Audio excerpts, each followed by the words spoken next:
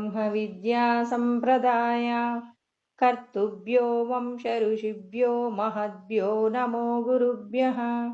मंगलम गुरुदेवाय महनीय गुणात्मने सर्वलोकशरण्याय साधुरूपाय मंगलम। हरिः ओम। ब्रह्मानन्दं परमसुखदं केवलं ज्ञानमूर्तिं द्वन्द्वातीतं गगनसदृशं तत्त्वमस्यादिलक्ष्यम् एकं नित्यं विमलमचलं सर्वधी साक्षिभूतं भावातीतं त्रिगुणरहितं सद्गुरुं तं नमामि। నమో గురుదేవ. అందరికీ నమస్కారం. ఈరోజు మనం భగవద్గీత యందు 6వ అధ్యాయము ఆత్మ సంయమ యోగము.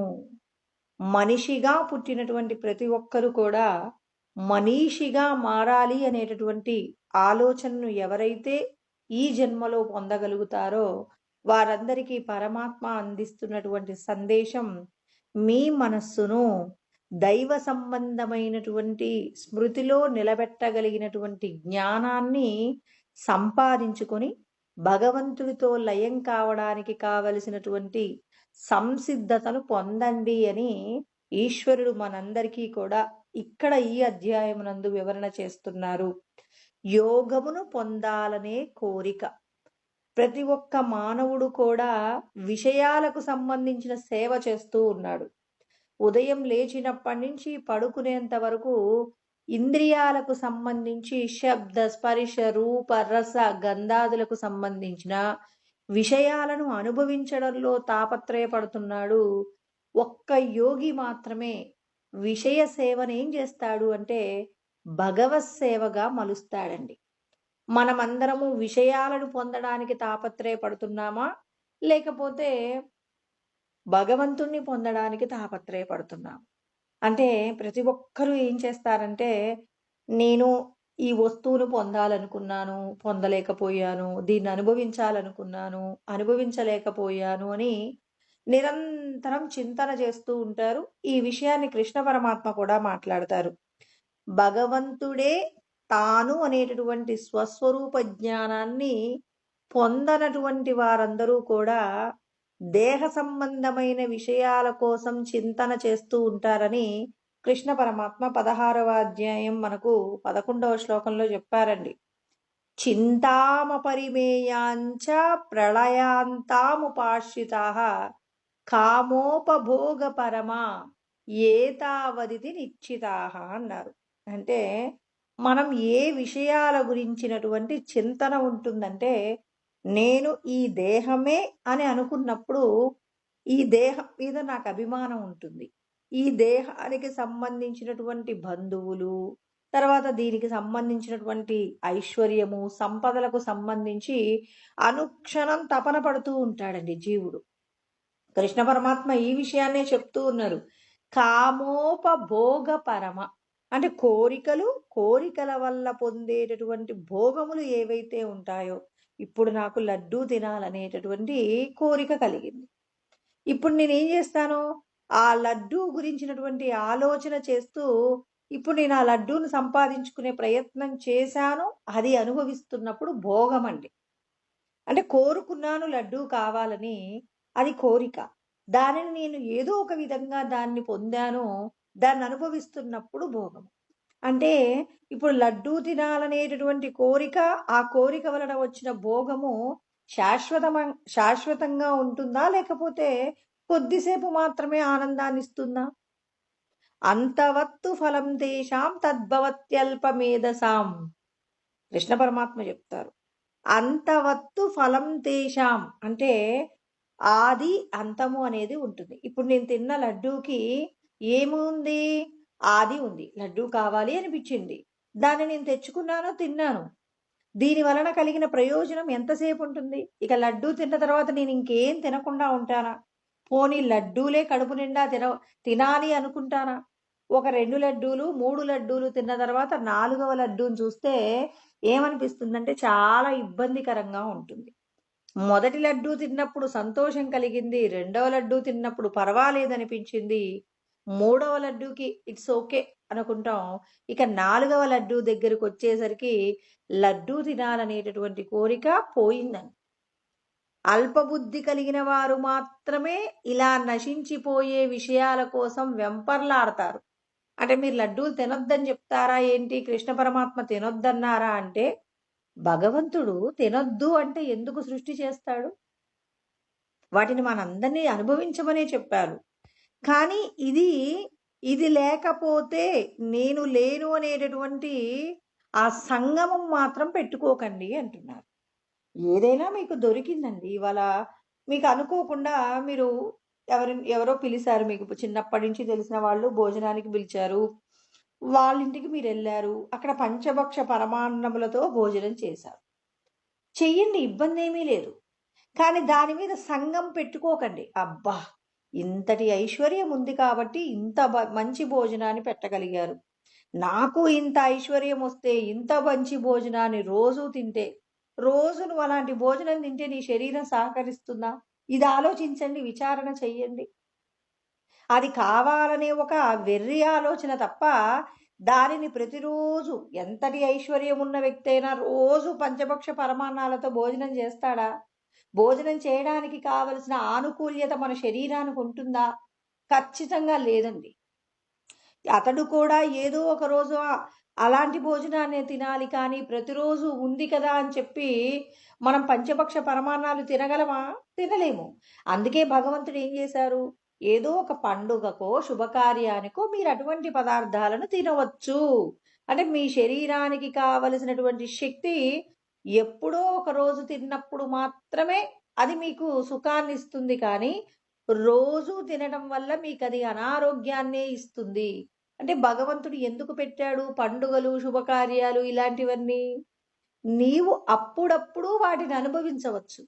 అది లేదు అని బెంగ పెట్టుకునేంత చింత నీకుంది అంటే, ఇక నువ్వు ఇది నేను తినలేనేమో రేపు అనుకున్నప్పుడు, రేపటి వరకు నువ్వు ఉండకపోతే, నువ్వు ఈ రోజున మరణిస్తే, ఆ పదార్థాన్ని సంపాదించుకోవడానికి నువ్వు ఒక కాకి అయినా, ఎక్కడైనా ఒక పరవన్నం వండుతుంటే ఆ కాకి ఆ చెట్టు మీద కూర్చొని వాళ్ళింట్లోకి అలా చూస్తుందండి.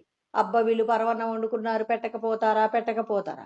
దాని ముందు మాంసపు ముక్క పెట్టినా దాన్ని పక్కన పడవేసి అది పరవన్నం కోసం ఎదురు చూస్తుంది. ఎందుకు చూస్తుంది? ఈ శరీరంతో ఈ జన్మలో నేనేదైతే కోరుకున్నానో, కోరుకున్న దాని మీద నాకు ఆ రాగం ఏదైతే పోగొట్టుకోలేకపోతానో, ఆ రాగం పోగొట్టుకోని వాళ్ళు ఏ శరీరాన్ని పొందినా, ఇవాళ నువ్వు ఏదైతే కోరుకున్నావో, కోరుకున్న దానిని అనుభవించేంత వరకు మళ్ళీ శరీరాలు పొందుతూనే ఉంటావు. కాబట్టి నశించిపోయే విషయాల గురించిన చింతన తగ్గించుకోండి. అసలు ఎందుకు మీకు ఈ చింతన? మీరు ఏ రోజు ఏం తినాలో ఈశ్వరుడు నిర్ణయించారు. మరి ఈశ్వరుడు నిర్ణయిస్తే ఇంక మేము పని చేయాల్సిన అవసరం లేదు కదా అంటే, ఏది కూడా ఊరకే రాదు. ఈ శరీరంతో రోజువారీ కార్యక్రమాలు చేయకుండా సోమరిగా ఉన్నారనుకోండి, మీ శరీరాన్ని మీరు ఉపయోగించలేదనుకోండి, ఈ శరీరంతో కనీసం మీ దంతములు కడగడానికి కూడా మీ శరీరం సహకరించకుండా జడమైపోతుంది. ఇప్పుడు ఒక గడ్డపార తయారు చేయించి ఇంట్లో పెట్టారండి. దాన్ని వాడటం లేదు. వాడనప్పుడు ఏమవుతుంది? అది తుప్పు పట్టిపోతుంది. ఒకవేళ కందెన రాసామండి, మేము ఒక మూలకు ఉంటుందన్నారు. మరి ఉండడం వల్ల ఒక వస్తువు మీ ఇంట్లో ఉండడం వల్ల దానికి మీరు అదనపు సేవ చేస్తారు కందెనలు పూసి. కానీ దాన్ని ఉపయోగించుకోనప్పుడు ఎందుకండి మీకు ఆ వస్తువు? అవసరం లేదు కదా! అంటే ఇప్పుడు మీరు 84 లక్షల రకాల ఉపాధులలో మానవ ఉపాధిని ఎందుకు పొందాం? ఒక పశువు కూడా తనకు ఏదో ఒక ఇతర ప్రాణులకు ఉపయోగపడేలాగా జీవిస్తుంది కదా! మరి మనిషి కేవలం ఏదో తినాలి, తాగాలి, ఉండాలనేటటువంటి దానికోసమే మనిషి పుట్టాడా? ఒక పశువు కంటే నీచమైన జన్మ ఏంటంటే, ఈ శరీరంతో సుఖము మాత్రమే అనుభవించాలనుకునేటటువంటి అత్యాశపరుడు ఎవడైతే ఉంటాడో, వాడు పశువు కంటే హీనమైనటువంటి స్థితికి పడిపోతున్నాడండి. ఎన్నో లక్షల కోట్ల జన్మలలో చేసిన భాగ్యము చేత దొరికినటువంటి మానవ ఉపాధిని ఎవరైతే శ్రమపడి భగవంతుణ్ణి దర్శనం చేసుకోవడానికి ప్రయత్నం చేస్తాడో, అతడు నిజమైనటువంటి మనిషిగా మారబోతున్నాడు. విషయ సేవలు నశించిపోయేవి, శాశ్వతమైనవి కాదు. శాశ్వతమైనది భగవంతుణ్ణి తెలుసుకోవడానికి కావలసినటువంటి బుద్ధి చైతన్యాన్ని భగవంతుడు ఇచ్చారు. ఆ బుద్ధి చైతన్యాన్ని నేను వినియోగించుకొని ప్రతి క్షణము కూడా నేను భగవంతుడి యొక్క నామాన్నే పలుకుతూ నేను నా యొక్క జన్మను తరింప చేసుకుంటానని భగవంతుడు చెప్పిన విధంగా శాస్త్రాలను తెలుసుకొని శాస్త్రం చెప్పినట్టుగా జీవించడానికి నేను ప్రయత్నం చేస్తానని ఎవరైతే శపథం చేసి ఆచరించి మరి భగవంతుణ్ణి ప్రసన్నం చేసుకుంటారో అటువంటి వారికి దొరికేది ఏమిటి అంటే గొప్పదైనటువంటి బ్రహ్మానందం దొరుకుతుంది. అంటే బ్రహ్మానందం అనేది ఎలా ఉంటుంది, ఇలా ఉంటుంది అని చెప్పడానికి వీల్లేదు. ఒక పండును చూసినప్పుడు చూసినటువంటి అనుభవం వేరు, దానిని అనుభవించేటటువంటి అనుభవం వేరండి. అదే విధంగా ఈ లోపట ఉన్నటువంటి సచ్చిదానందమే నేను అన్నప్పుడు దాన్ని అనుభవించే ప్రయత్నం చేయాలి. ఈ శరీరంతో కేవలం నాకు ఒక పండు తింటే పండు తిన్న అనుభూతి 10 నిమిషాలు ఉంటుంది. తర్వాత ఎవరో ఒక 2 మాటలు చెప్తుంటే ఆ మాటలు వింటున్నప్పుడు కాసేపు ఆనందమో దుఃఖమో కలుగుతుంది. కన్ను ద్వారా చూసిన విషయాలలో కొంత ఆనందమో కొంత దుఃఖమో. కృష్ణ పరమాత్మయే చెప్పారు, ఇవాళ మనం కనుక్కునేదేముంది. ఏమన్నాడు ఆయన? ఇంద్రియస్యేంద్రియస్యార్థే రాగద్వేషౌ వ్యవస్థితౌ తయోర్నవశమాగచ్చే తౌహ్యస్య పరిపందినౌ అన్నారు. ఎప్పుడు నేను చెప్పే ప్రవచనంలో ఈ ఈ శ్లోకం ఉంటుందండి.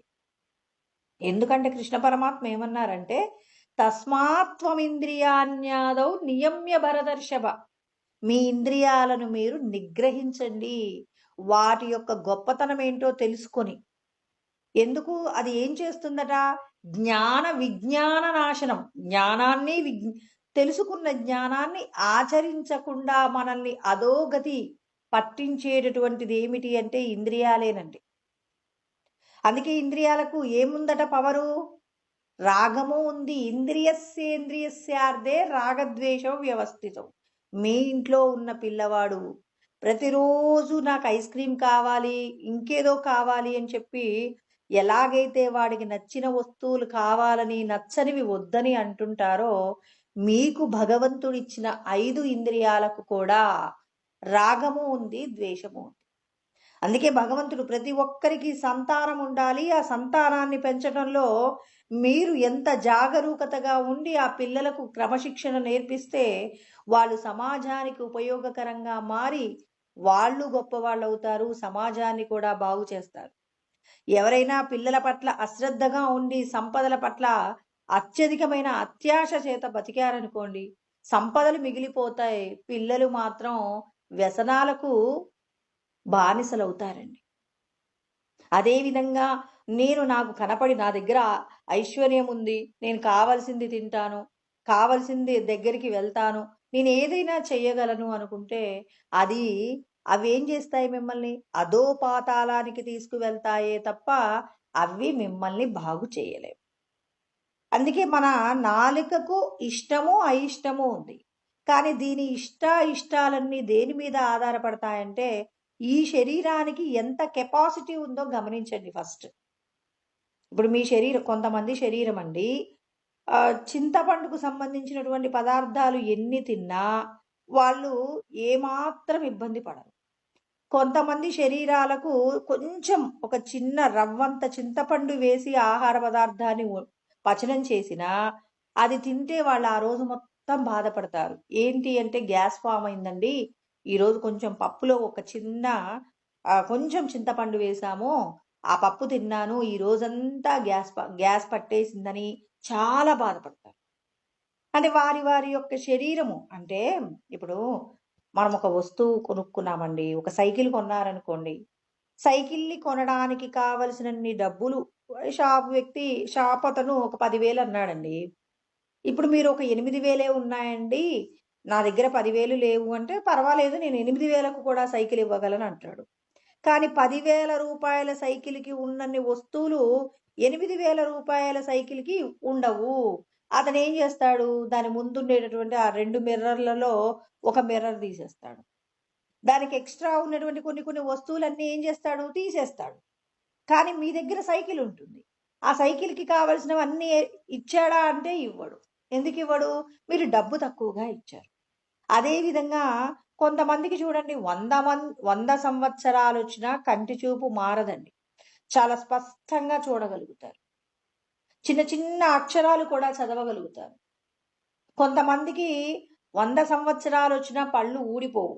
జుట్టు తెల్లబడదు. ఇవన్నీ వాళ్ళు తెచ్చుకున్నటువంటి వాళ్ళు భగవంతుడికి ఇచ్చినటువంటి ఆ పుణ్యము ఏదైతే ఉందో, ఆ పుణ్యము చేత వీళ్ళేం జేస్తారు, ఆయా వస్తువులు వాళ్ళకేం కావు అంటే, మరి వచ్చినప్పుడు ఎలా ఉన్నాయో అలా చెక్కు చెదరకుండా, ఒక్క తెల్ల వెంట్రుక కూడా లేకుండా ఉన్న వాళ్ళని మనం చాలా మందిని చూస్తాం సమాజంలో. కొంత పెద్దవాళ్ళని. కొంతమంది పిల్లలకి చూడండి ఒక 4, 5 సంవత్సరాల పిల్లలకి కూడా జుట్టంతా తెల్లబడిపోయిన వాళ్ళని మనం చూస్తాం. అంటే భగవంతుడికి మనమిచ్చేటటువంటి ఆ పాప పుణ్యాల యొక్క రాశిని బట్టి భగవంతుడిస్తున్నారు. అవి మనమేమంటాం అమాయకంగా, అయ్యో ఏంటోనండి ఈ పాపకి పాపం చిన్నప్పటి నుంచే తెల్ల జుట్టు వచ్చేసింది అంటాం. కొంతమంది పిల్లలకి చిన్నప్పుడే పెద్ద పెద్ద కళ్ళద్దాలు పెట్టేస్తారు. అంటే భగవంతుడు ఇచ్చేటటువంటి ఐశ్వర్యానికి మనము కొంత పైకం అంటే ఒక పన్ను చెల్లించామండి. ఇప్పుడు మనం ఆ పన్నును చెల్లించడంలో ఏం చేయాలి? ఎంతో కొంత చెల్లించాము. మనం ఇక్కడికొచ్చామండి. ఇప్పుడు ఈ శరీరానికి సంబంధించి ఏది అనుభవిస్తే ఈ శరీరానికి దుఃఖం కలగదో, దుఃఖం కలగని విధంగా ఈ శరీరానికి సంబంధించి ఆయా పదార్థాలను అనుభవింప చేయడంలో మనం ఏం చేయాలి? కృతకృత్యులం కావాలి. మరి ఇది బానే ఉంది. కానీ ఈ శరీరానికి పడినప్పటికీ కూడా భగవంతుడు కొన్ని తినొద్దు అంటే తినకూడదు. చాలామంది అయ్యో! వాళ్ళు ఎప్పుడూ మాంసాహారమే తింటారండి. వాళ్ళకి ఏ రోజు కూడా ఏ విధమైనటువంటి అనారోగ్యం రాలేదు అంటారు. ఇప్పుడు ఈశ్వరుడు ఏమంటున్నారు? శాస్త్రం ప్రమాణంతే కార్య అకార్య వ్యవస్థితం. అంటే కేవలం శరీరము సుఖంగా ఉందా లేదా అనేటటువంటి విషయం కోసమే మీ యొక్క జీవనం సాగుతుందా? ఈ శరీరంతో మీరు చెయ్యవలసినటువంటి సాధన కోసమని మీరు ఈ ఇంద్రియాలను అనుభవిస్తారా? అంటే కొంతమందేమో శరీరానికి పడకపోయినా తిని బాధపడతారు. మొదటి లక్షణం. ఇప్పుడు భగవంతుడు చెప్పేటటువంటి జ్ఞానం ఏమిటి అంటే, మీరు ఈశ్వరుడిని తెలుసుకోవాలనుకుంటే, మీకు ఇష్టమైన మీ శరీరము ఆయా పదార్థాన్ని తిన్నప్పటికీ కూడా మీకే విధమైన అనారోగ్యం రాకపోయినా ఈశ్వరుడు వద్దు అన్నదాన్ని తినకుండా ఉండాలి. ఎందుకు తినకుండా ఉండాలి? లోపట భగవంతుడున్నాడు. ఆ భగవంతుడు ఎవరు? నువ్వే ఆ భగవత్ స్వరూపంగా ఉన్నావు. అంటే నీకు ఇష్టం. ఇప్పుడు రాజు ఉంటాడండి. రాజు ఏదైనా పని చేస్తాడా? ఏ పని చేయడు. మంత్రులతో, తర్వాత సైనికులతో, అక్కడ ఉన్నటువంటి భటులతో అన్ని పనులు చేసుకుంటాడు. వాటిని పర్యవేక్షణ చేస్తాడు. భగవంతుడు కూడా మనకి ఏం చేశారు?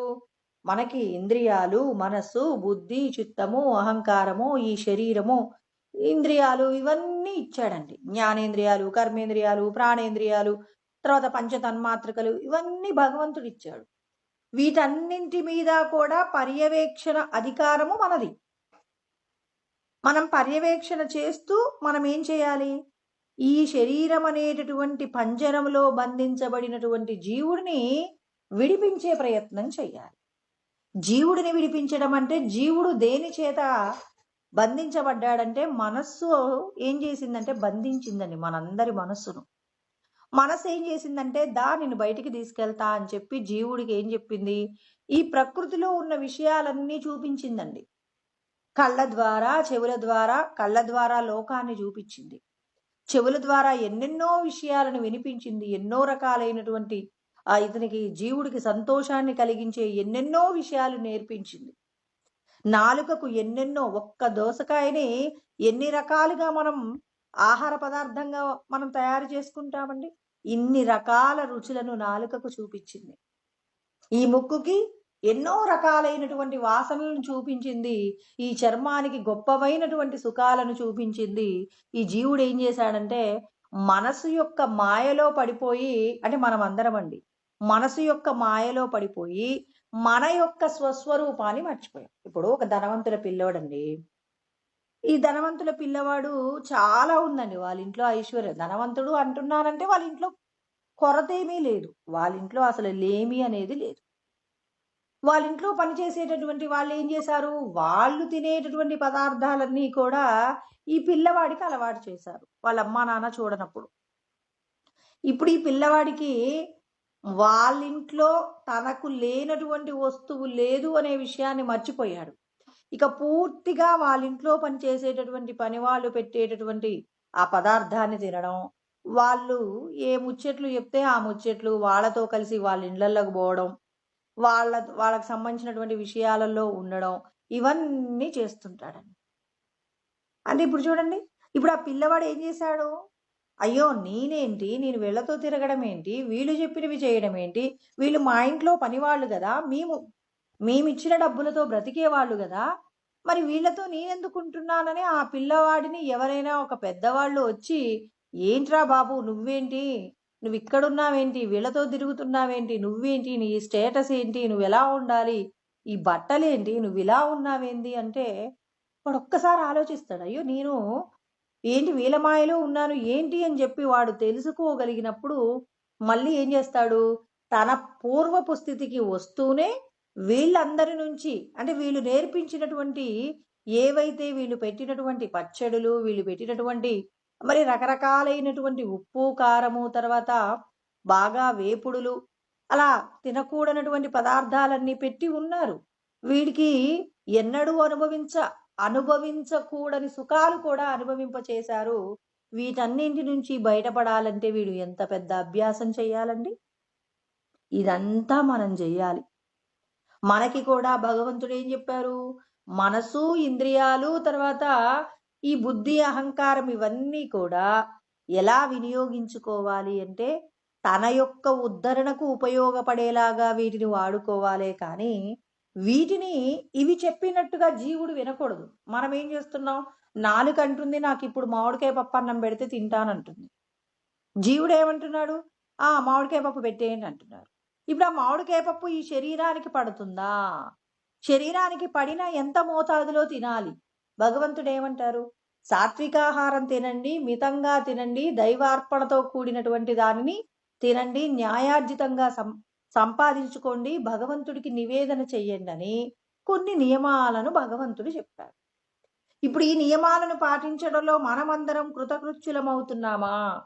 మీరందరూ ఈ దేహంలో బంధింపబడ్డారు అనే విషయం మనం సద్గురువు దగ్గరికి వెళ్ళినప్పుడు తెలిసిందండి. ఇప్పుడు ఆ విషయం మీద మనం నిలబడ్డామా అంటే ఎవరైనా అడిగినప్పుడు మీరెవరో మీకు తెలుసా అంటే తెలుసు. నేను ఈ శరీరంలో ఉన్నాను అని చెప్పేసి అంటామండి. నిజంగా నువ్వు ఈ శరీరంలో ఉంటే ఎవరికి వాళ్ళు విచారణ చేసుకోవాలి. ఎవరు కూడా ఎవరిని ఏమంటారు? మీరు తక్కువ స్థాయిలో ఉన్నారు, ఎక్కువ స్థాయిలో ఉన్నారని చెప్పడానికి వీల్లేదండి. ఎందుకంటే ఇప్పుడు మీరు ఒక కిరాయి ఇంట్లో ఉన్నారు. సొంత ఇంటిలో కాకుండా కిరాయి ఇంట్లో ఉన్నారండి. మరి కిరాయి ఇంట్లో ఉన్నప్పుడు ఆ ఇల్లుని మీరు చాలా అన్ని హంగులతో తయారు చేయబడిన ఇల్లు ఒక 10,000 రూపాయలు అద్దె కడుతున్నారు. ప్రతి నెల కూడా ఆ ఇంట్లో మీరుంటున్నారు. మీరు ప్రతిరోజు మీకు సంబంధించినటువంటి కార్యక్రమాలు, మీ కుటుంబము, మీ పిల్లలు అందరూ సంతోషంగా ఆ ఇంట్లో ఉంటున్నారు.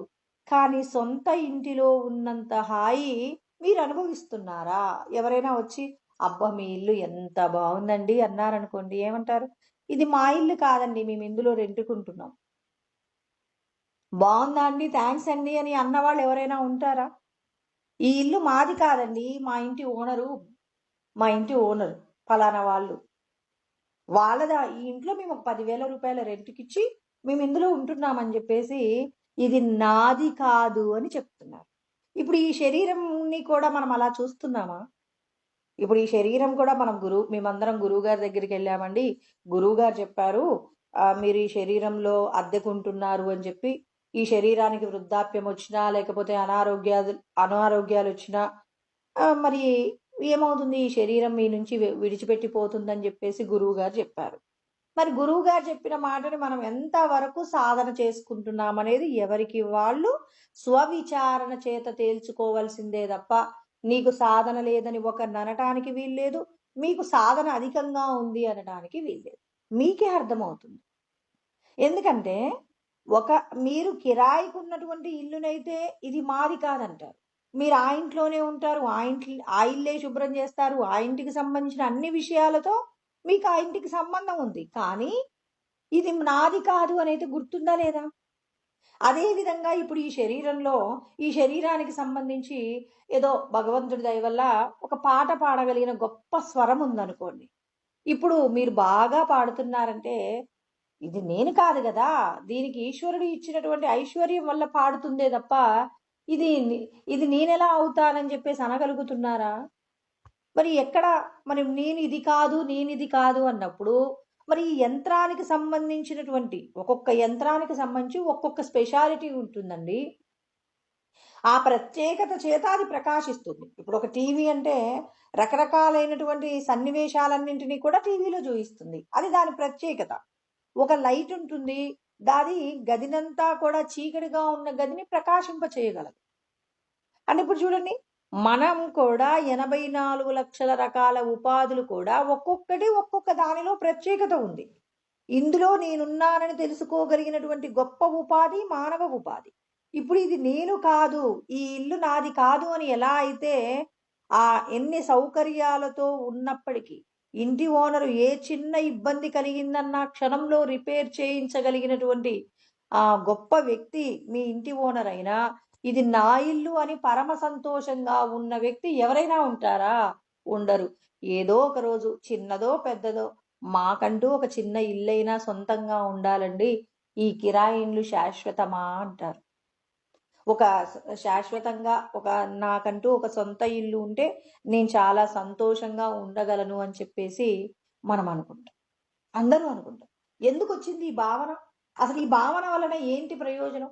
ఎంతో మంది ఇల్లు కట్టుకోకుండానే చనిపోతున్నారు కూడా. చివరికి అంటారు, అయ్యో నా జీవిత లక్ష్యం నేను ఇల్లు కట్టుకోలేకపోయానంటారు. ఎందుకు చెప్పాడు ఈ భగవంతుడు? ఎందుకు ఈ సమాజంలో ఈ మాట ఎందుకు నడుస్తుంది? మరి మనం భూమి మీద విడిచిపెట్టి వెళ్ళిపోతాము అని తెలిసినా ఇల్లు కావాలి అని కోరుకుంటున్నాం. ఎందుకు కోరుకుంటున్నామండి? భగవంతుడు మనకు ఏదో చెప్పబోతున్నాడు. ఏం చెప్తున్నాడు? ప్రతి విషయంలో ఈశ్వరుడు ఏం చేస్తారంటండి, మనము చేసేటటువంటి ప్రతి పనిలో నీవు సత్యాన్ని తెలుసుకో అనేటటువంటి విషయం మనకు సందేశ రూపంలో అందుతూనే ఉంది. సొంత ఇల్లు, సొంత గూడుకు చేరు ఎన్ని శరీరాలని మారుతావు. కొంతమంది ఉద్యోగరీత్యా చాలా ఊర్లు మారుతారండి. ఒక ఉద్యోగం చేసి రిటైర్డ్ అయ్యేలోపు సుమారు 20 ఊర్లు 20 ఇండ్లు మారుతారు. వాళ్ళు అంటారు, అబ్బా మేము ఆ ఉద్యోగంలో జాయిన్ అయినప్పటి నుంచి తిరుగుతానే ఉన్నానండి అని చెప్పేసి అంటాం. మనం కూడా భగవంతుడి నుంచి విడిపడిన తర్వాత 84 లక్షల రకాల ఉపాధులు కొన్ని లక్షల కోట్ల సార్లు అనుభవించాం. ఆయా శరీరాలు పొందాం. ఇప్పుడు ఆయా శరీరాలు పొందాల్సిన అవసరము లేనటువంటి మానవ ఉపాధిని పొందాం. నేను ఇది కాదు, నేను బంధింపబడి ఉన్నాను. ఈ బంధనంలోంచి నేను ఎలా బయటపడాలి? ఈ దేహానికి సంబంధించినటువంటి కుటుంబము, సంపదలు, దీనికున్న ఐశ్వర్యం అంతా నేను కాదు. అందుకే కృష్ణ పరమాత్మ ఏమంటారు? అసక్తిరనభిష్వంగ పుత్రధార గృహాదిషు అంటారు. అంటే భార్య, బిడ్డలు, తర్వాత దీనికి సంబంధించినటువంటి ఆ సంపదలు ఏవైతే ఉంటాయో ఇవన్నీ నీవి కావు. నీవి కాని వాటి మీద నీకెందుకు వ్యామోహం? నీవు కానిటువంటి వస్తువుల మీద వ్యామోహం చేత ప్రతి క్షణం ఆరాటపడుతున్నారు. నా బిడ్డలు, నా కొడుకులు, నా సంసారము, నా ఇల్లు, నా ఊరు, ఇది అనురాగం పోనంత వరకు మీరు మళ్ళీ మళ్ళీ మళ్ళీ పుడుతూనే ఉంటారు. పుట్టినటువంటి ప్రతి శరీరం మళ్ళీ ఏమవుతుంది? మరణిస్తుంది. మరణం తర్వాత మళ్ళీ పుడుతుంది. మరి అలాంటి స్థితి లేకుండా చేసుకోగలిగిన జన్మ మానవ జన్మ. మానవ జన్మలో ఉన్న ప్రత్యేకత బుద్ధి చైతన్యం. ఈ పని చేస్తే నేను బంధనంలో పడిపోతాను, ఈ పని చేస్తే బంధనంలో నుంచి బయటపడతాను. ఎక్కడున్నాను నేను? ఈ శరీరం అనేటటువంటి ఏమంటారు, పాంచభౌతికమైన పంజరంలో బంధించబడి ఉన్నామండి. మన యొక్క స్వస్వరూపాన్ని, అంటే మనల్ని మనం వెతుక్కునే ప్రయత్నం చేయాలి. నేను ఎక్కడున్నానో తెలియదు. ఈ శరీరంలో ఉన్నామంటున్నారు, ఎక్కడ ఉన్నారు? గుహ్యాత్ గుహ్యతరం మయ అంటారు. అంటే చాలా రహస్యమైనటువంటి ప్రదేశంలో మనం ఉన్నామట. హృది సన్నివిష్టో అంటారు కృష్ణ పరమాత్మ. హృదయంలో ఉన్నామట. ఎక్కడున్నాం మనం? మనల్ని మనం చూసుకున్నామా? భగవంతుడు మన మీద జాలితో ఏం చేశాడంటే, ఉదయం నుంచి అంటే పొద్దున జాగ్రత్తావస్థ ప్రారంభమైనప్పటి నుంచి రాత్రి పడుకునేటప్పుడు సుషుప్తావస్థ వచ్చేంత వరకు ఈ జీవుడు దేహబంధాలతో అలిసిపోతాడండి. మనస్సు, బుద్ధి, ఇంద్రియాలు రకరకాలైనటువంటి శబ్ద, స్పర్శ, రూప, రసగంధాదులని అనేక విషయాల కోసం నాకు అది లేదు, ఇది లేదు అని చెప్పి ఆరాట పడుతూ ఎంతో శ్రమించి శ్రమించి చివరికి అలిసిపోయి ఈ జీవుడు ఏం చేస్తాడంటే ఆ మనసుని ఏం చేస్తాడు? వదిలేస్తాడు. వదిలేసి హాయిగా తన ఇంటికి తను వెళ్ళిపోతాడు. తానెక్కడికి వెళ్ళాడు, తానెక్కడ సుఖపడ్డాడనే విషయం తెలియకుండానే మళ్ళీ పొద్దున్నే వచ్చేసి ఆ మనసును అంటుకుంటాడు. ఇప్పుడు ఆ మనసులో ఉన్నటువంటి విషయాలు పొద్దున్నే లేవగానే మనం అందరం ఏమంటాం? అయ్యో నేను ఇది కదా, నేను ఇక్కడికి వెళ్ళాలి కదా, అక్కడికి వెళ్ళాలి కదా అంటాం. మరి రాత్రి నువ్వు పడుకున్నప్పుడు ఈ శరీరాన్ని అక్కడ వదిలేసావు. మరి ఎక్కడికి వెళ్ళావు? మరి ఎక్కడికి వెళ్ళావో తెలుసుకోవాలంటే మరి అది సుషుప్తిలో అర్థమవుతుందా? ఖచ్చితంగా అర్థం కాదు. భగవంతుడి లీల. మరి దీన్ని ఎప్పుడు తెలుసుకోగలం? అసలు మనం ఎక్కడికి వెళ్ళి నిద్రపోతాం? ఎక్కడ సుఖంగా నిద్రపోతాం? రాత్రి నిద్ర పట్టకపోతే ఎంతో దుఃఖాన్ని పొందుతాం. అబ్బా రాత్రి సరిగా నిద్ర పట్టలేదండి, తలంతా తిరుగుతుంది అంటాం. రాత్రి బాగా నిద్రపోయారనుకోండి, పొద్దున్నే ఉత్సాహంగా ఉంటాము. ఎందుకు అంత ఉత్సాహంగా ఉంటాం? ఎక్కడి నుంచి వచ్చింది? రాత్రి పడుకునేటప్పుడు ఉన్నటువంటి అలసటంతా తీరి పొద్దున లేవగానే ఎంతో ఉత్సాహంగా పనులు ప్రారంభిస్తాం. మరి ఈ శక్తి ఎక్కడి నుంచి వచ్చింది? ఆ శక్తికి మూలమైనటువంటి కేంద్రం ఈ దేహంలో ఎక్కడుంది?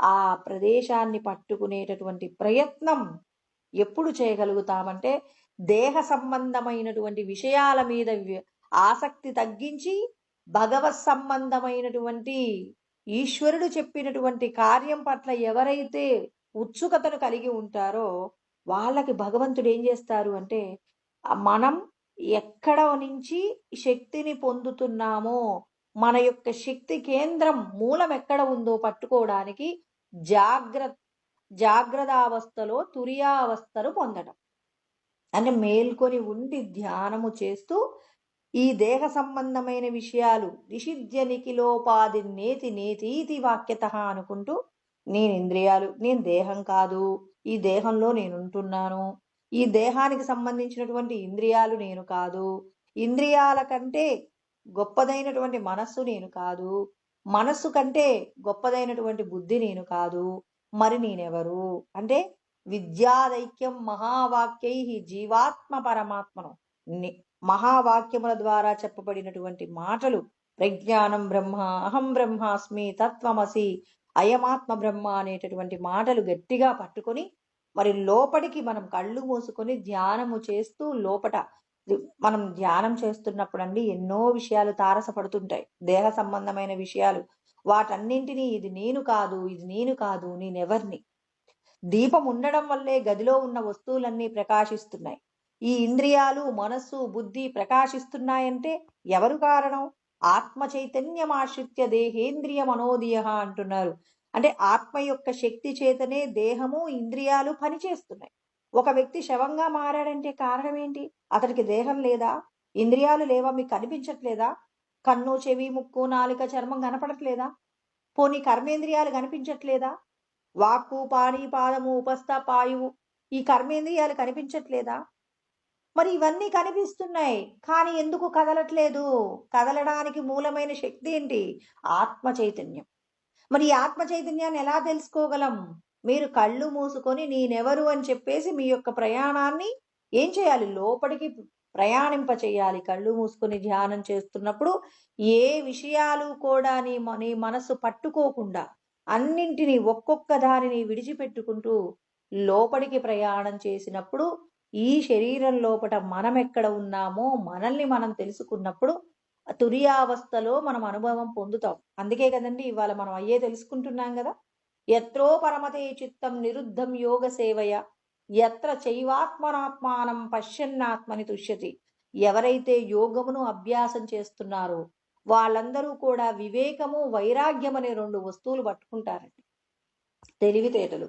నశించిపోయేటటువంటి వస్తువుల కోసం సమయాన్ని కేటాయించకుండా భగవంతుడు చెప్పినటువంటి ధర్మ సంబంధమైనటువంటి పరోపకార నిమిత్తమైన కార్యాలను చేస్తూ ఎవరైతే యోగ సంబంధమైనటువంటి అభ్యాసం చేస్తుంటారో అలా చేస్తున్నప్పుడు దేహ సంబంధమైన విషయాల మీద విరక్తికి రావాలి.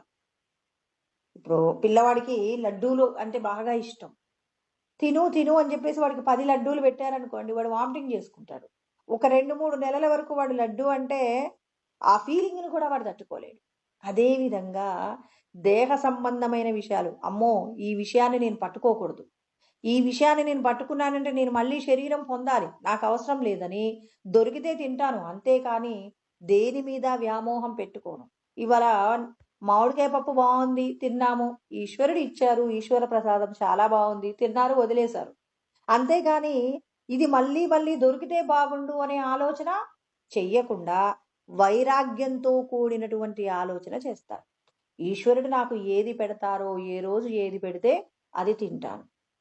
ఒక ఇంటిలో పనిచేసేటటువంటి ఆ పనివాడు ఆ ఇంటి ఓనరు ఏది పెడితే అది తిని పరమ సంతోషంగా ఎలా అయితే ఉంటాడో అదే విధంగా ఈశ్వరుడు మనకు ఏది ఇస్తే, సంపదలు ఇచ్చారా సంతోషంగా అనుభవించు, మంచి ఆహారం రుచ్యాహారం పెట్టారా సంతోషంగా అనుభవించు, ఒకవేళ రుచి లేని పదార్థం పెట్టారా ఈశ్వరుడు నా మేలుకు అంటే నా ఆరోగ్యం పాడవుతుందని ఇవాళ ఇలాంటి ఆహారం పెట్టి ఉంటారు. రోజు రుచికరమైన ఆహారం పెడితే నేను ఎక్కువగా తింటున్నానని ఇవాళ రుచి తక్కువ ఉన్న పదార్థం పెట్టారేమో, నాకు మేలు జరిగేదే ఈశ్వరుడు చేస్తారు కానీ ఈశ్వరుడికి నా మీద కోపం ఉండదు. ఎందుకు? నేను అడిగితే ఇవన్నీ ఇచ్చాడా? నేను అడగకుండానే ఈ శరీరానికి సంబంధించి వినగలిగిన శక్తి, చూడగలిగిన శక్తి, మాట్లాడగలిగిన శక్తి, నేను అన్నం తింటే ఆ తిన్న ఆహారము సులభంగా పచనమైపోయి మరి అలా చెయ్యగలిగినటువంటి ఇన్ని అవస్థలు ఎవరు చేశారు? ఈశ్వరుడు నాకు ఇచ్చిన భాగ్యం. మనమేం ఆలోచిస్తామంటే ఎన్నున్నా ఏం లాభం అండి, సంపదలు లేవు, కోరుకున్న వస్త్రాన్ని కట్టుకోలేను, కోరుకున్న పదార్థం తినలేనని ఉన్న దానిని నిర్లక్ష్యం చేస్తాం. ఏదో ఒక రోజున ఒక అవయవం మనకి పక్కకి జరిగింది, ఒకవేళ చూపు కనపడలేదనుకోండి, అప్పుడు తెలుస్తుంది కళ్ళున్న నాడు నాకు అర్థం కాలేదు దీని యొక్క గొప్పతనం. చేతులున్న నాడు దాని యొక్క గొప్పతనం తెలియదు. అయ్యో ఈ చేతులతో మనం ఎన్ని పనులు చేస్తున్నాము. చెవికి వినికిడి శబ్దం పోతే తప్ప అవతలి వాడు ఏం మాట్లాడుతున్నాడో తెలియనప్పుడు అప్పుడు మనం ఎంత కన్ఫ్యూజ్ అవుతాం. అయ్యో చెవులున్నప్పుడు తెలియలేదండి అంటారు. అంటే ఈశ్వరుని నేను అడిగితే ఇచ్చారా ఇవన్నీ? ఈశ్వరుడు మనమందరం అడగకుండానే ఇవన్నీ ఇచ్చారు. మరి వీటితో ఈ భగవంతుడు మనల్ని ఏ పనులు చేయమంటున్నారు? మంచి మాటలు మాట్లాడమంటున్నారు, మంచి విషయాలను చూడమంటున్నారు. మంచి విషయాలంటే అవతలి వారు కష్టంలో ఉంటే ఆ కష్టానికి చెలించిపోగలిగిన మనస్సు మీకుంటే, వారికి ఎంతో కొంత సహాయం చెయ్యాలనేటటువంటి మంచి బుద్ధి మీకుంటే, అవతలి వారి కష్టం మీ కష్టంగా మారి మీ హృదయం ద్రవిస్తే అవతలి వారికి మీరు చేసే చిన్న సహాయం, ఏ సంపదలు ఇవ్వలేని పరిస్థితిలో మీరుంటే మీరు చెప్పినటువంటి ఒక మంచి స్వాంతనతో కూడిన అవతలి వారికి ఉపయోగపడేటటువంటి మాట చెప్పగలగాలి. ఎలా అంటే ఇప్పుడు మనం అవతలి వాళ్ళకి ఎప్పుడు మంచి చేయగలుగుతామంటే, నేను ఇది అనేటటువంటి భావన ఉన్నంత వరకు అవతలి వాళ్ళకు మంచి చెప్పలేమండి. నాకంటూ ఏదీ లేదు. ఈశ్వరుడు ఇచ్చిన ఐశ్వర్యం అది ఈశ్వరుడిది, నాది కాదు. ఇప్పుడు ఈ శరీరం మనదా అండి? ఆయన కోపం వచ్చిందంటే క్షణంలో బయటికి వెళ్ళిపోతాడండి. నేనుంటే శివం, నేను లేకపోతే శవం అంటారు. మనం తింటున్నాము, మనం ఉంటున్నామంటే నేను వండుకుంటే తినట్లేదు. ఆ ఈశ్వరుడి యొక్క అంగీకారం ఉంటే నేను వండుకుంటున్నాను. ఈశ్వరుడి యొక్క అనుగ్రహం ఉంటే నేను తింటాను. వండుకున్న పదార్థం తినకుండా చచ్చిపోయిన వాళ్ళు ఎంతమంది లేరు? పోనీ వండుకున్న పదార్థాన్ని తినకుండా ఎవరో ఫోన్ చేస్తే వెళ్ళిపోయి ఆ పదార్థం పురుగులు పట్టినటువంటి స్థితి ఎన్ని సందర్భాలలో జరిగిలేదు? అంటే నువ్వు ఏం చెయ్యాలన్నా ఈశ్వరుడు ఆల్రెడీ డిజైన్ చేసి పెట్టానన్నాడు. మయైవైతే నిహతాహ పూర్వమేవ నిమిత్త మాత్రం భవసవ్యసాచినన్నాడు. మీరు మీకు అప్పచెప్పిన పని చెయ్యండి, లోకానికి ఉపకారం చేయగలిగిన పని చెయ్యండి. నేను ఇది అనుకొని జీవిస్తున్నప్పుడు అవతలి వారి యొక్క కష్టానికి నేను చెలించిన అంత గొప్ప సమాధానం చెప్పలేను. ఎలా అంటే నేను బాగా కడుపు నిండా అన్నం తిన్నానండి, ఎవరో బాగా ఆకలి అవుతుందన్నారు, మా ఇంట్లో ఏమీ లేవు. ఇంట్లో ఏమీ లేవనుకోండి, పెట్టడానికి ఏమీ లేవు. ఇప్పుడు బాగా కడుపు నిండింది, బాగా ఆకలి అవుతున్న వాడికి మీరు మంచి మాట చెప్పగలగాలి. మీరు చెప్పిన మాట అతనికి ఆకలి తీరిపోయేంత గొప్పగా ఎప్పుడు చెప్పగలుగుతారు? ఎప్పుడు చెప్పగలుగుతారంటే, ఇక్కడ భగవంతుడు మనందరికీ చెప్తారనమాట. అవతలి వారి యొక్క ఆకలి బాధను మీ బాధగా మీరు చేసుకున్నప్పుడు అవతలి వారికి స్వాంతన కలిగే మాట, తినకుండా కూడా స్వాంతన పొందగలిగినంత గొప్పగా, అతడు సంతోషపడగలిగినంత గొప్పగా, ఆకలవుతుంది అని బాధపడుతున్న వ్యక్తి సంతోషపడేలాగా మీరు చెప్పే మాట ఎప్పుడు సాధ్యమవుతుంది అంటే, అతని బాధ మీ బాధ కావాలి. అయ్యో భగవంతుడా, ఇంతటి ఆకలి బాధ ఎలా ఉంటుందో, మీరు కడుపు నిండినటువంటి, అంటే మీరు కడుపు నిండా తిని ఉన్నారు. తిని ఉన్నా ఆ బాధను గనక మీరు మనస్సుతో గుర్తు చేసుకోగలిగితే, ఆకలవుతున్నప్పుడు శరీరం యొక్క స్థితి ఏ విధమైనటువంటి దుఃఖాన్ని పొందుతుందో, ఎంతటి క్లేశాన్ని పొందుతుందో, ఆ బాధను మీ అనుభవంలోకి తెచ్చుకున్నప్పుడు, ఆ అనుభవాన్ని ఎలాగైనా పోగొట్టాలనేటటువంటి ఆలోచన కలిగినప్పుడు, మీరు చెప్పేటటువంటి మాట, అంటే అవతలి వ్యక్తి యొక్క బాధ మీ బాధగా మారినప్పుడు, ఆ బాధతో మీరు చెప్పే సమాధానం అవతలి వ్యక్తి యొక్క స్వాంతనకు కారణమవుతుంది. అలా కాకుండా, అయ్యో ఆకలవుతున్నారా, ఏం కాదులే పో, పక్కింటికి వెళ్ళు, దొరుకుతుందిలే వెళ్ళు అంటాడు ఒక ఆయన. అంటే చూడండి, ఈయన ఏమీ పెట్టలేదు, పోనీ ఒక 10 రూపాయలు ఇవ్వలేదు, కానీ ఈయన మాట్లాడినటువంటి మాట ఇంకా అతని యొక్క పేదరికాన్ని, అతనికి ఆకలవుతున్నటువంటి పరిస్థితిని రెట్టింపు చేసిందే కానీ తక్కువ చేయలేదండి. కానీ నువ్వు ఆ వ్యక్తి యొక్క బాధ నీ బాధగా చేసి నువ్వు అనుభవించినప్పుడు, ఆ అనుభవం ఏమైంది? నువ్వు చెప్పే మాటకు అతడు చిరునవ్వు చిందిస్తాడు. పర్లేదులేమ్మా, మాకు అలవాటే, ఆకలవుతుంది. అలా 2 రోజులు, 3 రోజులు తినకుండా ఉన్న సందర్భాలు కూడా ఉంటాయి. ఏం పర్లేదు అని పక్కనే ఉన్న బోరింగ్ దగ్గరికి వెళ్ళి ఓ 2 దోసెట్ల నీళ్లు తాగి హాయిగా అక్కడున్న చెట్టు కింద పడుకుంటాడు. ఎప్పుడు జరిగింది ఈ మాట? అతని బాధ మీ బాధగా మారినప్పుడు. ఇక్కడ మీరేమైనా డబ్బులు ఇచ్చారా? ఇవ్వలేదు. అంటే భగవంతుడు చెప్తున్నారు, వేరొకరి సమస్య మీ సమస్య అయినప్పుడు మాత్రమే అవతలి వ్యక్తికి మీరు పరిష్కారం ఇవ్వగలుగుతారు గాని, మీరు కడుపు నిండినటువంటి మాటల చేత మాట్లాడినటువంటి మాటలు అవతలి వాడికి ప్రమాదాన్ని, దుఃఖాన్ని కలిగిస్తాయే కానీ వారికి సంతోషాన్ని కలిగించవు అని కృష్ణ పరమాత్మ యోగమును అభ్యాసం చేయడం అంటే ఇంత గొప్పగా ఉండాలి. ఊరికే దొరుకుతాడా అండి పరమాత్మ? ఇక్కడ మనం శ్లోకాలలో చెప్తున్నాం, భగవంతుడిలా ఇంతటి ఐశ్వర్యాన్ని, అంటే గొప్పదైనటువంటి బ్రహ్మానందాన్ని ఇస్తాడు అని చెప్పుకుంటున్నాం. కానీ ఆ బ్రహ్మానందాన్ని అనుభవించాలంటే నీ యొక్క సాధన ఎంత ఉండాలి, నీ యోగాభ్యాసం ఎంత చేసి ఉండాలి. అందుకే ఆయన చెప్పారు, ఫస్ట్ స్వవిచారణ చేసుకోండి. నేను ఈ దేహంలో బంధింపబడి ఉన్నాను, నేను ఈ శరీరం కాదు అనేది గుర్తుండాలి. ఫస్ట్ జైల్లో నేను బంధింపబడి ఉన్నాను. జైల్లో ఉన్న వ్యక్తి దగ్గరికి వెళ్ళి మీరు సంతోషంగా ఉన్నారా అంటే, నేను బాగున్నాను, ఈ జైలు అయితే ఎంత బాగుందో అని అన్న వ్యక్తి ఎవరైనా ఉంటారా? జైల్లో ఉన్నాడంటేనే అక్కడ సరైన ఫుడ్ ఉండదు, సరైనటువంటి బెడ్ ఉండదు. తర్వాత ప్రతి టైంలో తాను అనుకున్నప్పుడు తినలేడు, తాను అనుకున్నప్పుడు పడుకోలేడు. అంతా కూడా ఎలా ఉంటుంది? అక్కడ జైలర్ యొక్క అదుపాజ్ఞలలో అక్కడ ఉన్నటువంటి ఖైదీలందరూ కూడా ఉండాలి. ఆయన సంతోషంగా ఉంటాడా? మరి మనం ఎలా సంతోషంగా ఉంటామండి? ఈ శరీరంతో మీరు సంతోషంగా ఉన్నారంటే ఏ వ్యక్తి అయినా నేను సంతోషంగా ఉన్నానని చెప్పగలడా?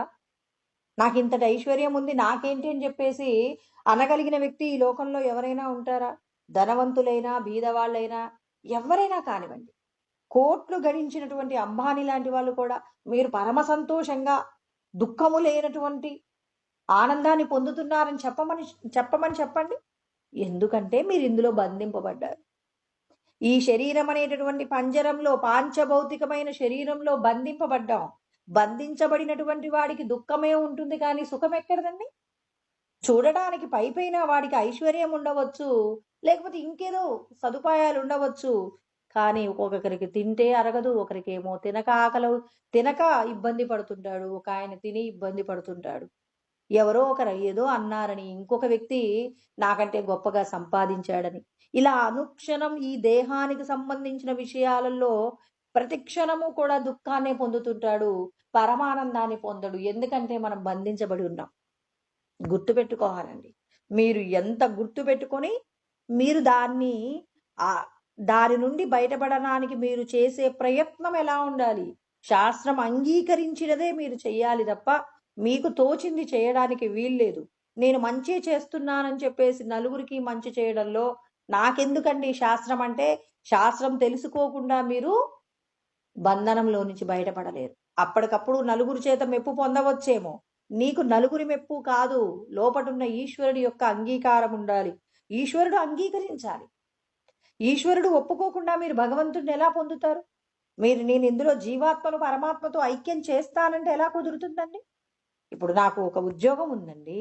నాకు ప్రమోషన్ కావాలంటే ఆ ప్రమోషన్ ఇచ్చేటటువంటి మేనేజర్ గారికి నేను నచ్చాలి. నేను చేసే పని నచ్చాలి. అప్పుడు నచ్చినప్పుడు మాత్రమే ఆయన నాకు ప్రమోషన్ ఇవ్వగలడు. చుట్టూ ఉన్నవాళ్ళు అబ్బా మీరు బాగా హార్డ్ వర్క్ చేస్తారు అంటారు. మేనేజర్ గారికి మీరు ఎప్పుడు చూసినా అప్పటి వరకు పని చేసి మీరు కాసేపు కళ్ళు మూసుకుంటారు.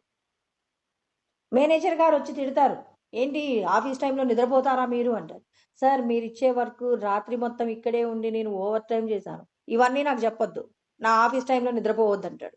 ఇలా ఈయన ఎంత హార్డ్ వర్క్ చేసి అందరికంటే గొప్పగా పని చేసినా ఆ మేనేజర్ గారు ఎప్పుడు చూసినా నువ్వు ఏదో ఒక నిర్లక్ష్యంగా, అంటే ఏ సమయంలో ఏది చేయకూడదో అది చేస్తున్నట్టుగా మీరు కనపడతారు.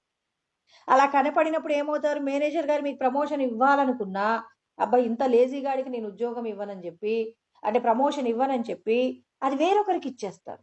ఆఫీస్లో ఉన్న వాళ్ళందరూ అనుకుంటారు, అయ్యో ఇతడు బాగా హార్డ్ వర్క్ చేస్తాడు, మేమందరం 8 గంటలు పని చేస్తే ఇతడు 12 గంటలు పని చేస్తాడు, పాపం వీడికి ఎందుకు రాలేదు ప్రమోషన్ అంటే, అసలు ఆయన ముందు ఈయన ఎలా ఉన్నాడు, ఇతడు ఒక రోమియో లాగా కనపడ్డాడు, ఇతడు ఒక సోమరిపోతులాగా కనపడ్డాడు, ఈ పనంతా వేరే వాళ్ళతో చేయిస్తాడేమో అని చెప్పేసి అతనికి ఎక్కడో ఒక సందేహం ఉంటుంది. అదే విధంగా లోకమంతా మెచ్చుకున్న లోపట ఉన్న ఈశ్వరుడికి ఎప్పుడు నచ్చుతావంటే, ఆ పరమేశ్వరుడు ఉన్నాడని నమ్మి ఆయనే శాస్త్రములు చెప్పాడని, శాస్త్రముల యందు చెప్పబడిన విధంగా తాను చేసే ప్రతి కర్మ కూడా లోకోపకారంగా నడిచినప్పుడు మాత్రమే నేను బాగా గొప్ప పనులు చేస్తానని భగవంతుడు లేడు అన్నారనుకోండి, అప్పుడు భగవంతుడి, ఇప్పుడు నీకెవరు ఉపకారం చేయాలి? లోపటున్న భగవంతుడే. వీడికి ఎన్ని తెలిసినా భగవంతుడంటే వీడికి పెద్ద లెక్క లేదు అని చెప్పి, భగవంతుడు గురించి తెలుసుకొని భగవంతుడి మీద అమితమైన ప్రేమను కలిగేలాగా చేసి, అతడు సర్వస్వము ఆ పరమాత్మయే అని తెలుసుకునేంత వరకు ఏం చేయాలి? సాధన చేసేంత వరకు ఈశ్వరుడి యొక్క జాడ కనిపెట్టలేదు. ఎన్నో శాస్త్రాలు తెలియవచ్చు, ఆ శాస్త్రాలలో చెప్పబడిన విషయాలను అలా అందరికీ కూలంకుషంగా చెప్పవచ్చు, కానీ భగవంతుడు దొరకాలంటే ఆయన కోసం నీ మనసు పరితపించాలి.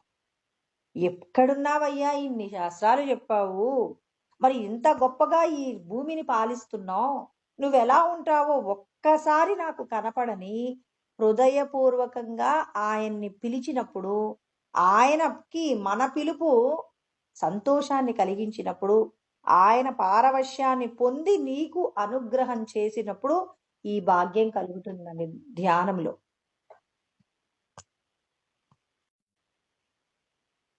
ఇక్కడ కృష్ణ పరమాత్మ కూడా మనందరికీ కూడా తెలియచేస్తున్నారు, సత్యం తెలుసుకోండి. సత్యం తెలియకుండా మీరు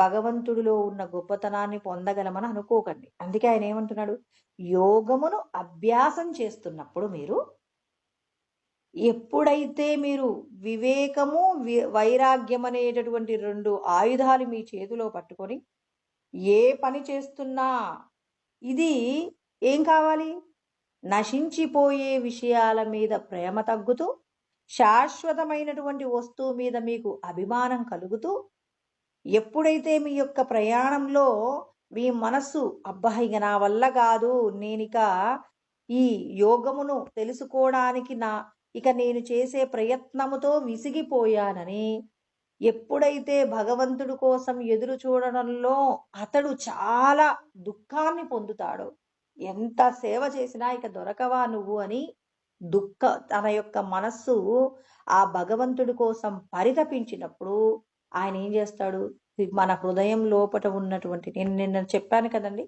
భూతాకాశానికి చిదాకాశానికి మధ్యలో పల్సటి పొర ఉంటుంది.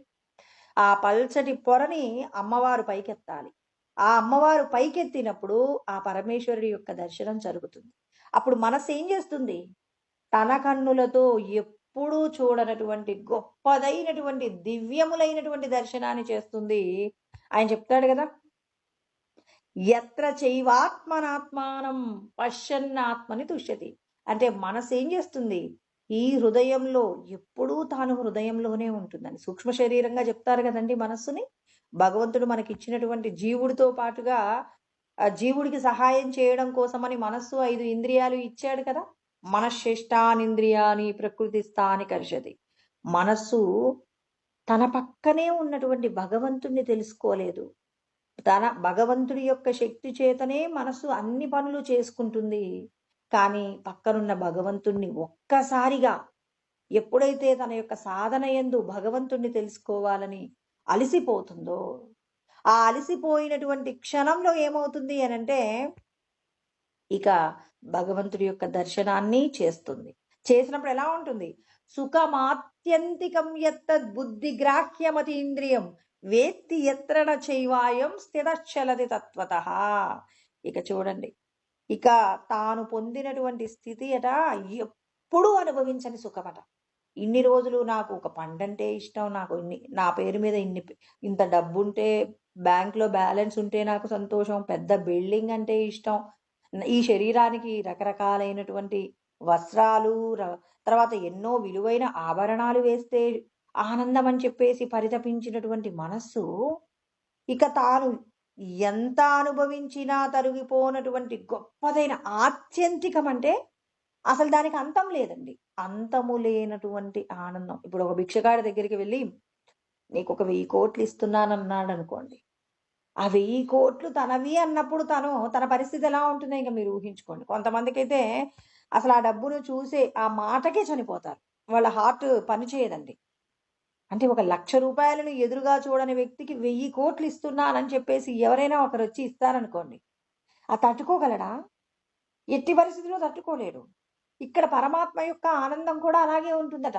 అణువణువున తన రోమాలలో నుంచి కూడా ఎలాంటి అనుభూతిని పొందుతాడు అంటే, ఒక పండు తిన్నప్పుడు తనకు కలిగినటువంటి మొదటి ఆనందం. ఇప్పుడు మామిడి పండు తినాలనుకున్నాను, ఎన్నో రోజులు నిరీక్షణ చేశాను, ఎంతో రుచికరమైన పండు. ఆ మొదటిసారి ఆ పండును కొరుక్కొని తింటున్నప్పుడు కలిగిన ఆనందము ఇక ఈ శరీరంతో రోమాలలో నుంచి ఆ ఆనందం పెళ్ళుబుకుతుందట. ఆ పొందినటువంటి ఆనందంతో తానే ఈశ్వరుడైపోయి తాను ఇక ఆ భగవంతుడితో లయమవుతాడట. ఇక ఆ ఆనందంలో నుంచి బయటికి రాలేడట. అలా రాలేనప్పుడు ఎలా అంటే, మనందరికీ సిక్కుల గురువు గురునానక్ తెలుసు కదండి. సిక్కుల గురువైనటువంటి గురునానక్ గారు ఒక ప్రభుత్వ సంస్థలో పనిచేసేవారట. అలా పనిచేసినప్పుడు అక్కడున్న పరిస్థితులు ఏంటంటే, సమాజంలో కొంచెం కరువు వచ్చిందంటండి.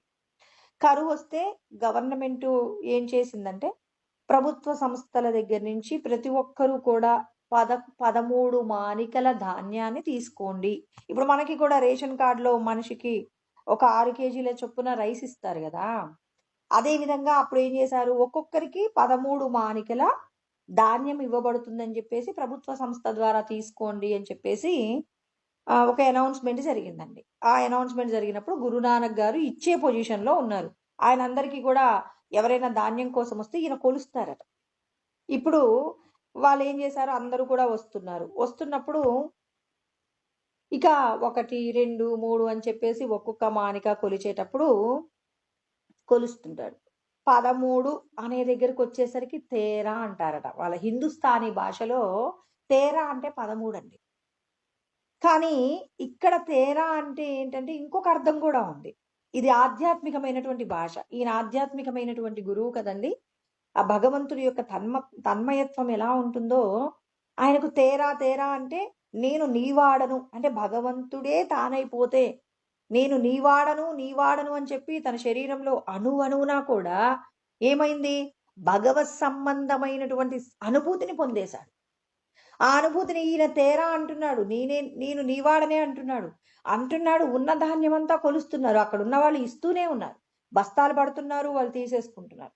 అక్కడ ఉన్న ధాన్యమంతా కొలిశాడు. అతడు ఒక్కొక్కరికి 13 మాణికలు మాత్రమే ఇవ్వాలనే ఆలోచన ఆయనకి ఏమీ లేదు.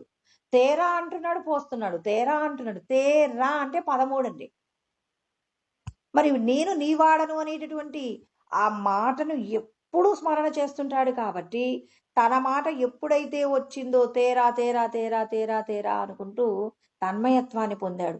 అంటే తాను ఏం చేస్తున్నాడనేటటువంటి స్పృహను కోల్పోయాడు. ధ్యానంలో కూడా తన్మయత్వాన్ని పొందినటువంటి వ్యక్తి స్థితచ్చలతి తత్వతః అంటారు. ఇక తానున్నటువంటి స్థితిలోంచి పక్కకు జరగలేకపోతున్నాడు. ఇక ఆయన్ని నువ్వు బయటికి రా అంటే అసలు ఆయనకి బాహ్య ప్రపంచంతో సంబంధమే లేదు. లోపట ఉన్నటువంటి రోమాలలో నుంచి వచ్చేటటువంటి ఆనందాన్ని పెళ్ళుపుకుతున్నటువంటి ఆ ఆనందాన్ని అనుభవిస్తూ ఉంటాడు. అందుకే ఇలాంటి వాళ్ళ యొక్క ఉపమానాలు చెప్తారనమాట. రామతీర్థ స్వామి రాశారు ఇందులో. ఆయన చెప్పినటువంటి ప్రసంగంలో చెప్పబడినటువంటి మాటలు అవి గ్రంథస్థం చెయ్యబడినవన్నమాట. అంటే నేను నీవాడను అంటే అణువులో అతని యొక్క రక్తంలో ఇనికిపోయింది. అంటే మనం వీడు నీ పిల్లవాడు అంటే ఆ పిల్లవాడికి దెబ్బ తగిలింది ఎప్పుడో సంవత్సరం అప్పుడు మీరు ఏమరపాటుతో మీ చేతుల్లో నుంచి జారి పడినప్పుడు పిల్లవాడికైన గాయం ఇప్పుడు వాడు పెద్దయిపోయి ఒక 70 సంవత్సరాలు వచ్చి వాడే తాతయ్య అయినా మీకు గుర్తొస్తే మీరేం చేస్తారు? కళ్ళమ్మటి నీళ్లు గారుస్తారని. ఎందుకు గారుస్తారు? ఆ రోజు నేను ఏమరపాటుతో ఏం చేశాను? పిల్లవాడిని కింద పడవేశాను, పెద్ద గాయమే అయింది, రక్తం కూడా కారిందని ఈ క్షణంలో కళ్ళమ్మటి నీళ్లు గారుతున్నాయా లేదా? అంటే మీరు దేహాభిమానము చేత మీరేం చేస్తున్నారు?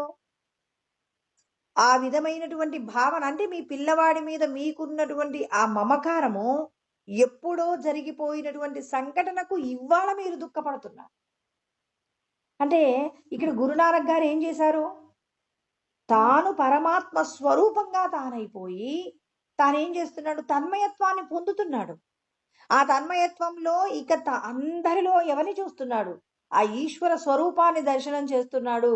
ఆ చేసినటువంటి ఆ ఈశ్వర స్వరూపంలో ఉన్నటువంటి ఏదైతే స్థితి తాను పొందుతున్నాడో ఆ స్థితి ఎలా ఉంది? తాను ఎక్కడున్నాను? నేను ఒక ఉద్యోగం చేస్తున్నాను, ఉద్యోగం చేస్తూ వాళ్ళకి నేనేం చేస్తున్నాను?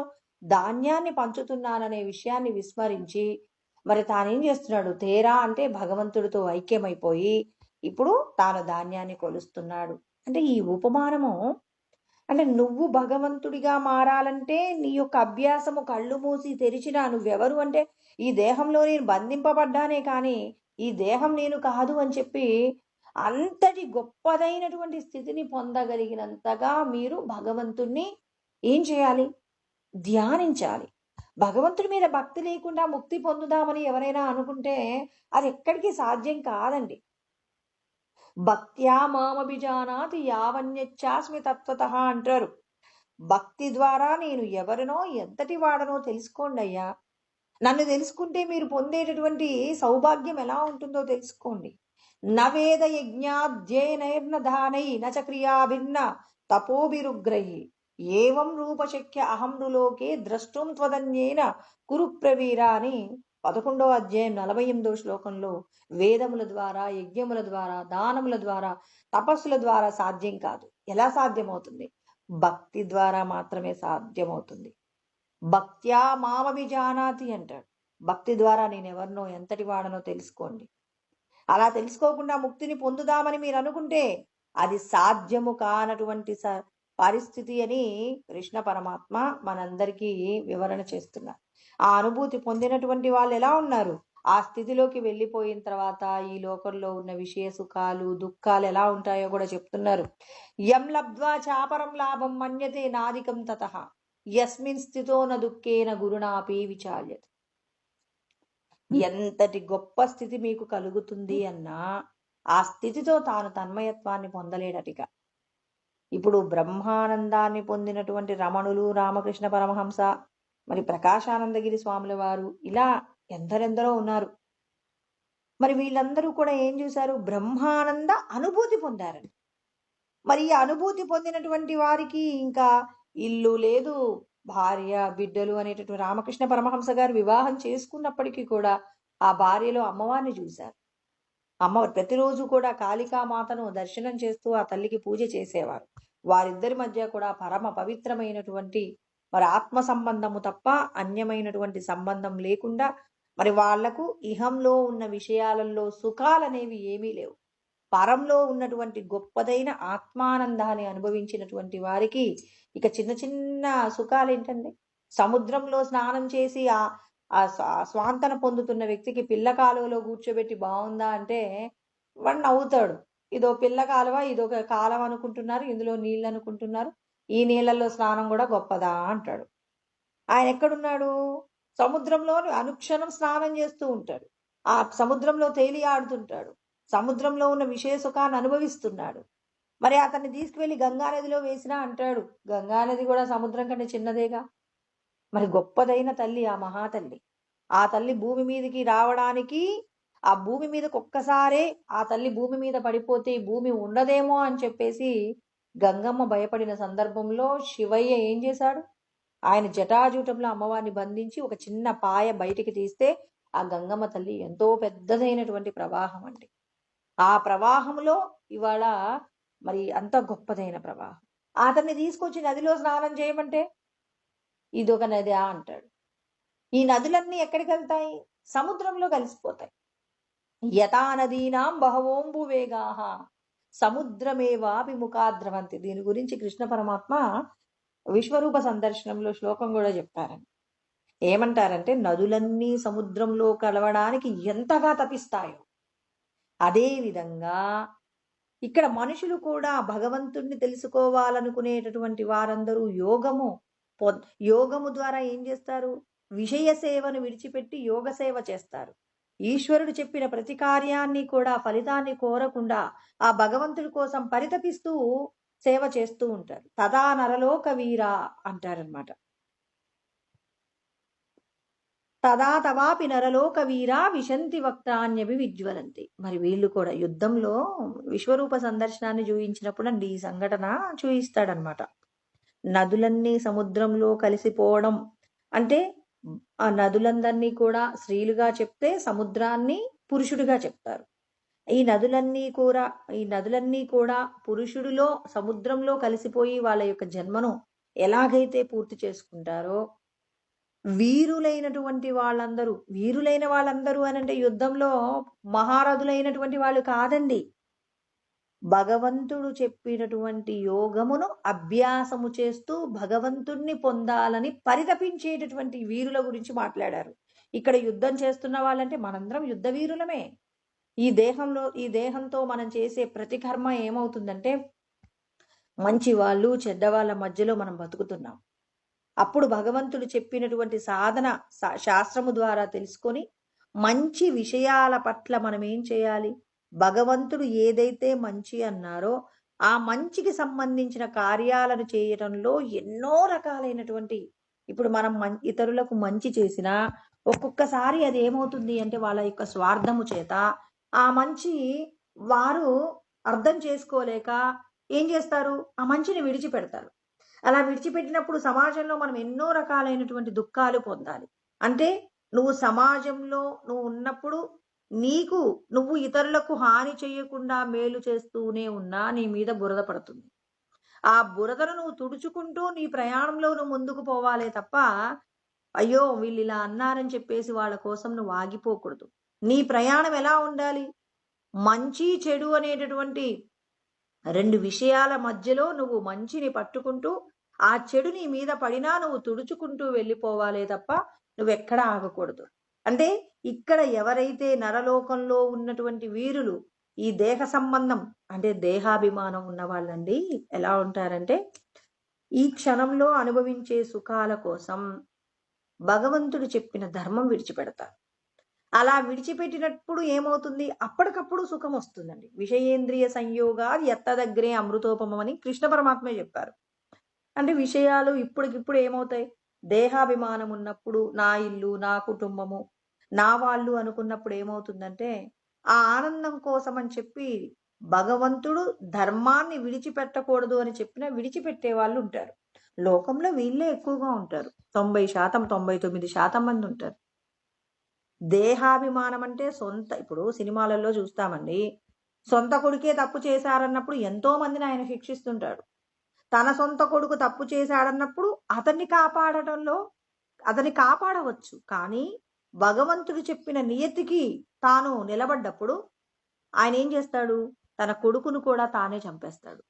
ఇప్పుడు ఎంతమందిని చంపినా మరి రానటువంటి క్రెడిట్ కొడుకు అయినా తప్పు చేస్తే శిక్షిస్తాడంటే అతనికి ఎందుకు గొప్ప పేరు ఇవ్వబడుతుంది?